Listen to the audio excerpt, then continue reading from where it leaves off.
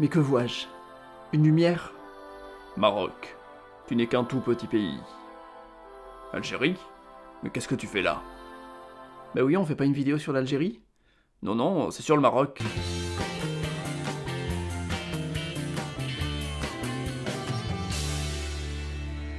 Bienvenue dans cette vidéo sur le Maroc. Le Maroc l'a emporté haut la main lors du dernier sondage sur Twitter.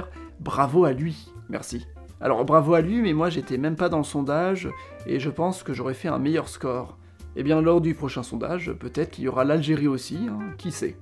La date officielle de création du Maroc, c'est l'année 788 ou 789, c'est une date que les historiens donnent, mais évidemment il s'était déjà passé des choses avant. Le territoire actuel du Maroc est peuplé par des Berbères avant la fondation du Maroc. On y trouve notamment la tribu Berghouata. C'est au 7e siècle que les Arabes arrivent dans ce qui s'appelleront le Maghreb. L'Empire arabe est appelé le Califat islamique, ou le Califat Rachidoun à cette époque. À partir de 661, le Califat est appelé Califat Omeyyade, car c'est la dynastie des Omeyyades qui prend le pouvoir. L'Empire va continuer à s'étendre vers le territoire qu'on appelait la Mauritanie vers l'an 700, puis même la péninsule ibérique. Évidemment, l'arrivée des Arabes ne va pas se faire tranquillement, puisqu'il y aura des Berbères qui vont se rebeller. Et à partir des années 740, on parle de la Grande Révolte berbère. Cette révolte va permettre la création de plein de petits états berbères, dont la tribu Berghouata citée précédemment. Mais parmi les tribus qui luttent contre la conquête arabe, il y a la tribu Hawerba. De l'autre côté, en Arabie, il y a Idriss, un arabe du coup, qui conteste le pouvoir en place dans le califat islamique. Il va perdre et va fuir tout à l'ouest, allant dans la tribu Hawerba en 788, où il se proclamera roi à Walili en 789. C'est la naissance du Maroc avec Idriss Ier. Oh oui, youpi, me voilà enfin! Alors oui, mais tu es encore tout rikiki. Idriss lance une première dynastie, la dynastie des Idrissides avec Fès comme capitale, et dans les années 790, le territoire va s'agrandir notamment jusqu'à Tlemcen. Le territoire évoluera peu, il restera même assez discret. Au Xe siècle, l'émirat de Cordoue se développe d'un côté, et l'Ifriqiya de l'autre. Ces deux états vont devenir puissants et encercler le petit Maroc. Dès 925, une armée de l'Ifriqiya qui est dirigée par la dynastie des Fatimides arrive à Fès et prend le contrôle du Maroc. Débute une période sombre pour le Maroc où la dynastie idrisside perd son influence sur son propre territoire au profit du puissant voisin fatimide. Par la suite, même Cordoue attaque le Maroc pour occuper son territoire et ensuite, c'est le néant.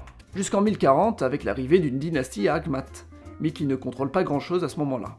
En 1062, après plusieurs années de conquête, notamment au sud, ils fondent la ville de Marrakech qui devient la nouvelle capitale du Maroc.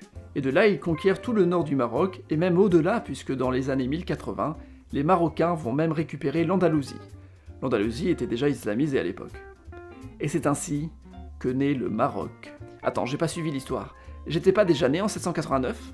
Alors petite précision importante, on retient deux dates pour la fondation du Maroc. La première est l'année 789 qui correspond aux Idrissides à Fès, mais vu que leur état disparaît avec les envahissements extérieurs, on peut désigner la dynastie des Almoravides comme la première continue à l'histoire actuelle.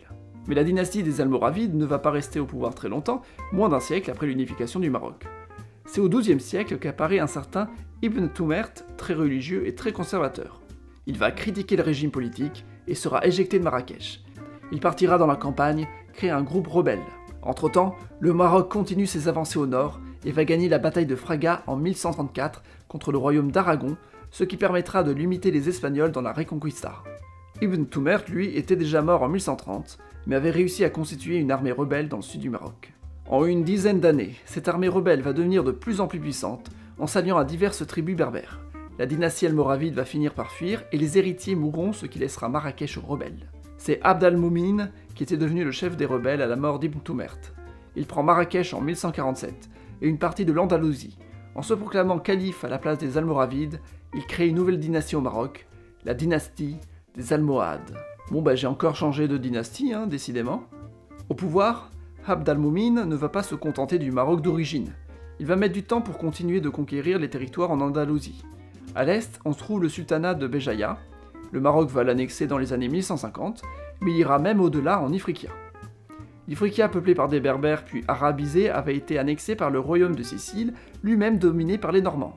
Ce territoire, dont la capitale est Tunis, est pris par le Maroc qui n'a jamais été aussi grand. Après la mort d'Abd al-Moumin en 1163, le Maroc va continuer les conquêtes en Al-Andalus. Le souverain suivant est Abou Yacoub Youssouf, à partir de 1163. Il continuera la consolidation de l'Andalousie, il fait notamment construire la mosquée de Séville, il développe aussi la façade atlantique avec la ville de Rabat qui avait été fondée quelques années plus tôt. Son fils qui prend sa succession est Abou Youssouf Yacoub en 1184, c'est presque le même nom mais en inversé. Entre-temps, la Reconquista continue. Les différents États espagnols mènent des guerres contre les États andalous, mais il y a un État qui s'est fait plus remarquer que les autres, la Castille. Avant la fin du XIe siècle, la Castille n'est qu'un petit État au nord de l'Ibérie. En 1085, la Castille récupère le royaume de Tolède, un royaume musulman qui s'était émancipé du Maroc. Et ouais, je récupère des territoires, moi. Trop impressionnant ce qu'a fait la Castille. Oh là là.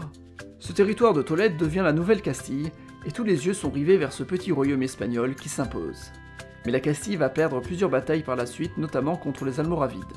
Mais en 1139, la Castille avec ses alliés espagnols gagne une bataille à Orera. Il y a ensuite une période de stagnation jusqu'à ce que la Castille récupère Cuenca en 1177. Le Maroc demande une trêve. Bon écoute Castille, il vaut mieux qu'on fasse une petite trêve là. Très bien. Mettons en pause nos différends. Mais dans les années 1190, les rébellions reprennent et en 1194, la Castille en profite pour saccager des territoires arabes, profitant des troubles de changement de monarque au Maroc. Le Maroc, très énervé, je suis très énervé, attaque la Castille en retour en 1195. C'est la bataille d'Alarcos. Le Maroc gagne largement, c'en est désormais fini pour la Castille. Ça t'apprendra, petit État insolent. Non, j'ai perdu. Oh non, non, non, non, non, non. Le Maroc se porte très bien, il a unifié l'Andalousie, l'Afrique, la Numidie autour de son empire. Le Maroc va même récupérer les îles Baléares. Oh non, mais là c'est trop, non, non, non, non. Les pays espagnols s'inquiètent, mais heureusement pour eux, s'inquiète aussi le pape. Bon, les Espagnols, vous savez pourquoi vous n'arrivez pas à vous en prendre aux Arabes? Bon, je vous le dis pourquoi. C'est parce que vous n'êtes pas coordonnés. Vous devez vous unifier pour bien les combattre. Bref, au début du XIIIe siècle, les différents États espagnols se préparent à faire non pas une simple guerre, mais une croisade. Un appel à croisade est lancé et de nombreux soldats de l'Europe de l'Ouest courent les aider. Le Maroc sait que la trêve va bientôt se terminer et commence à préparer son armée en Andalousie. Les armées espagnoles et chrétiennes arrivent en territoire marocain pour finalement croiser les armées almohades. Le 16 juillet 1212 est lancée la bataille de Las Navas de Tolosa. C'est une immense victoire pour les Espagnols et surtout la Castille. L'armée marocaine est obligée de fuir. Oh non mais c'est quoi ce gros échec là? Il faut qu'on oublie cette histoire, on me croyait invincible. L'échec se ressent même au sein du territoire marocain. La confiance en la dynastie almohade se perd. Des rébellions touchent l'Andalousie, puis le Maroc, puis l'Ifriqiya. En 1228, l'Ifriqiya se proclame indépendante.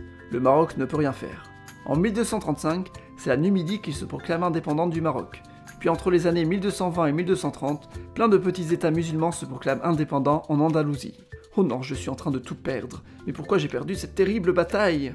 Finalement, parmi les rébellions au sein du Maroc, un groupe armé puissant se crée dans le Rif par des Berbères, qui créent une dynastie, les Mérinides. En 1248, ils prennent Fès, puis en 1269, ils prennent la capitale du Maroc, Marrakech. C'est officiel, la dynastie des Almohades tombe, et c'est celle des Mérinides qui prend le pouvoir. J'ai encore changé de dynastie, décidément, mais en même temps, j'ai tout perdu. Mais la Reconquista a continué vu que les nombreux petits États musulmans sont peu puissants. On parle de Taïfa. Cordoue, capitale historique, est prise par les Espagnols en 1236, puis c'est Séville en 1248. Le royaume de Grenade voit le jour pendant cette période, et il tente de se consolider le plus possible. Quand les Mérinides arrivent au pouvoir au Maroc, ils vont tout faire pour soutenir le petit État musulman. Écoute Grenade, tu es pratiquement le dernier État musulman en Ibérie. Je vais tout faire pour te soutenir. Oh, merci Maroc! Mais c'est un échec puisqu'une coalition ibérique infligerait une lourde défaite au Maroc. Mais le Maroc arrive à récupérer Tlemcen dans les années 1330, mais ça reste une période de trouble. En plus, il y a la peste qui arrive et qui fait perdre Tlemcen par la suite. Et le pouvoir royal est de plus en plus influencé par les vizirs. En 1358, le roi Mérinide est même tué par ses vizirs. Le Maroc tente de rester discret et de suivre. Bah oui, c'est pas facile ce que je suis en train de vivre. Le Maroc va subir différentes crises politiques. Les vizirs vont à la fin du XIVe siècle tenter plusieurs fois d'arranger leur gouvernement et placer des rois fantoches, tout en respectant la dynastie Mérinide. Puis il y a une rébellion à Marrakech et le Maroc est même scindé en deux. Non mais c'est pas possible, je veux redevenir un état tranquille moi, s'il vous plaît. En 1400, rien n'a évolué et ça sera pareil jusqu'en 1465 où la famille royale Mérinide est massacrée. Là pour le Maroc, c'est une période de trouble. Précisons qu'en 1415, le Portugal prend la ville de Ceuta pour avoir un avant-poste en Afrique. Les Espagnols, eux, prennent les îles Canaries qui n'étaient pas du tout occupées par le Maroc, mais peuplées par des Berbères. Dans ce contexte, intervient la famille Ouattas. qui a une certaine influence dans le gouvernement.